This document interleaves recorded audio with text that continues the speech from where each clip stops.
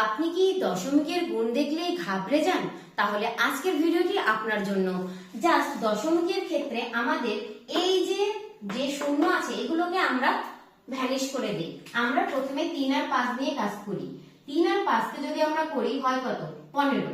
এবার আমরা দেখি দশমিকের পরে কয় ঘর আছে। এই প্রথমটার পরে দশমিকের পর 2 ঘর আছে। কত? 2 ঘর। আর এখানে আছে 1 2 3 3 ঘর। তাহলে এই দুটোকে যোগ করলে হয় কত? 5 ঘর। তাহলে এখানে আমাদের উত্তরে বের হয়েছে কত?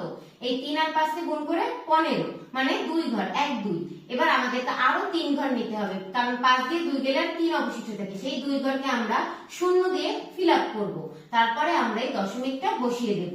এইটা হয়ে গেল আমাদের অ্যানসার।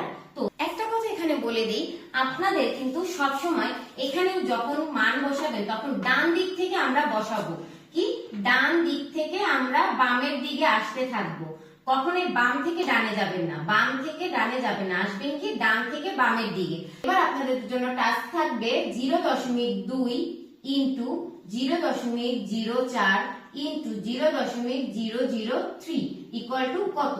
বাসায় এটা করে কমেন্ট বক্সে জানিয়ে দেবেন এই ভিডিওটি দেখার সাথে সাথে। তাহলে আশা করি আপনারা ভিডিওটি বুঝতে পেরেছেন, এবং কোথাও যদি কোনো রকম ডাউট থাকে অবশ্যই আমাদেরকে জানাবেন। মেরিট মেন্টর সবসময় আপনাদের সাথে রয়েছে।